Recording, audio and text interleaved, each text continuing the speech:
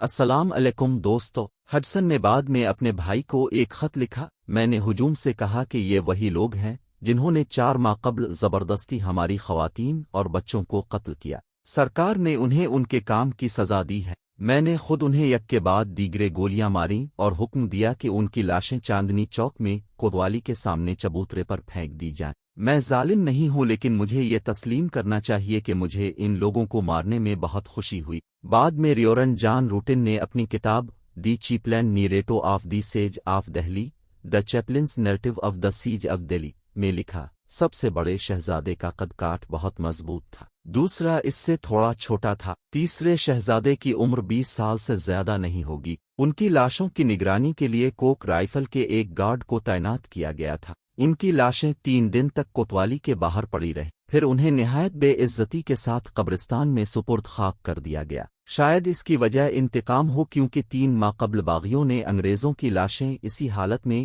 اسی جگہ رکھ دی تھیں تاکہ دہلی کے لوگ انہیں دیکھ سکیں۔ 27 ستمبر کو بریگیڈیئر شاورز کو ایک دستے کے ساتھ باقی بچ جانے والے شہزادوں کو پکڑنے کے لیے بھیجا گیا۔ اس دن شاورز نے 3 اور شہزادوں مرزا بختاور شاہ، مرزا مینڈو اور مرزا جواں بخت کو حراست میں لے لیا۔ اکتوبر کے اوائل میں شہنشاہ کے مزید 2 بیٹوں کو پکڑ کر گولی مار دی گئی۔ ان دونوں نے انگریزوں کے خلاف باغی فوج کی قیادت کی تھی اور ان پر انگریزوں کے قتل عام کا الزام تھا۔ اسی دوران ایک عجیب واقعہ پیش آیا۔ جب ان شہزادوں کو فائرنگ سکواڈ کی طرف سے گولی ماری جا رہی تھی تو 60 رائفل والوں اور کچھ گورکھا سپاہیوں کی طرف سے چلائی جانے والی گولیاں تو ان شہزادوں کو لگے نہیں، صرف انہیں زخمی کر سکیں، لیکن اس کے بعد ایک پرووسٹ سارجنٹ نے ان شہزادوں کے سر میں گولی مار کر ان کی زندگی کا خاتمہ کر دیا۔ لیکن کرنل ایل اومنی نے اپنی ڈائری میں لکھا ہے کہ گورکھا سپاہیوں نے جان بوجھ کر شہزادوں کے جسم کے نچلے حصے میں گولیاں چلائیں تاکہ انہیں زیادہ تکلیف پہنچے اور وہ دردناک موت مریں۔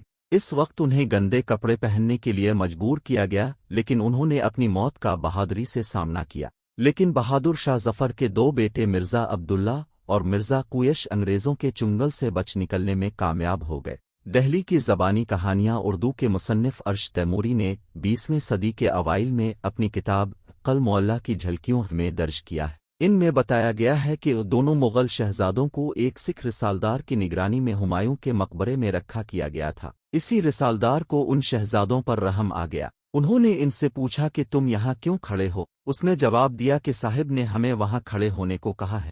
سکھ نے اسے گھور کر کہا، اپنی زندگی پر رحم کھاؤ، جب وہ انگریز واپس آئے گا تو وہ تمہیں ضرور مار ڈالے گا۔ جس سمت بھی بھاگ سکتے ہو دوڑو اور سانس لینے کے لیے بھی مت رکنا۔ یہ کہہ کر رسالدار نے ان کی طرف سے منہ موڑ لیا۔ دونوں شہزادے مختلف سمتوں میں بھاگے۔ بعد ازاں میر کویش کسی طرح فقیر کے بھیس میں ادے پور پہنچنے میں کامیاب ہو گئے، جہاں مہاراجا نے ان کی سرپرستی کرتے ہوئے انہیں 2 روپے یومیہ تنخواہ پر اپنے پاس رکھا۔ ہڈسن نے کویش کو ڈھونڈنے کی بہت کوشش کی، لیکن وہ کامیاب نہ ہو سکا۔ بہادر شاہ ظفر کا دوسرا بیٹا عبداللہ بھی انگریزوں کے ہاتھ نہیں آ سکا اور انہوں نے اپنی پوری زندگی ریاست ٹونک میں انتہائی غربت میں گزاری۔ بہادر شاہ کے باقی بیٹوں کو تو پھانسی پر لٹکا دیا گیا یا طویل سزائیں کاٹنے کے لیے کالا پانی بھیج دیا گیا۔ کچھ شہزادوں کو آگرہ، کانپور اور الہ آباد کی جیلوں میں انتہائی مشکل حالات میں رکھا گیا، جہاں ان میں سے زیادہ تر 2 سال کے اندر ہی مر گئے۔ انگریزوں نے بہادر شاہ ظفر کو قتل نہ کرنے کا وعدہ پورا کیا۔